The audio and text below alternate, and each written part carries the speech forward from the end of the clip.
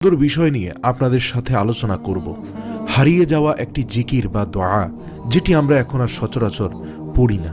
অনেকেই অন্যান্য দোয়া করেন ঠিকই, কিন্তু এই দোয়াটির গুরুত্ব ও ফজিলত যেন ভুলেই গেছেন। আল্লাহু আকবার।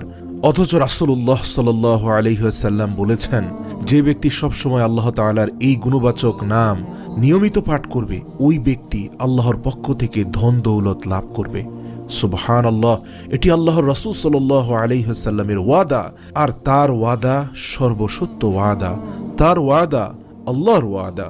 তিনি আরো বলেন, যে ব্যক্তি আল্লাহ তাআলার এই গুণবাচক নামটি নিয়মিত পাঠ করবে, আল্লাহ তাআলা ওই আমলকারীর দুনিয়া ও পরকালের সব কাজকর্ম সুন্দর ও সুষ্ঠুভাবে সম্পন্ন করে দেবেন। সুবহানাল্লাহ। তিনি আরো বলেন, যে ব্যক্তি আল্লাহ তাআলার এই গুণবাচক নাম নিয়মিত পাঠ করবে, আল্লাহ তাআলা ওই ব্যক্তির সব কাজের ভালো ফলাফল দান করবেন। সুবহানাল্লাহ। প্রিয় দর্শক মণ্ডলী,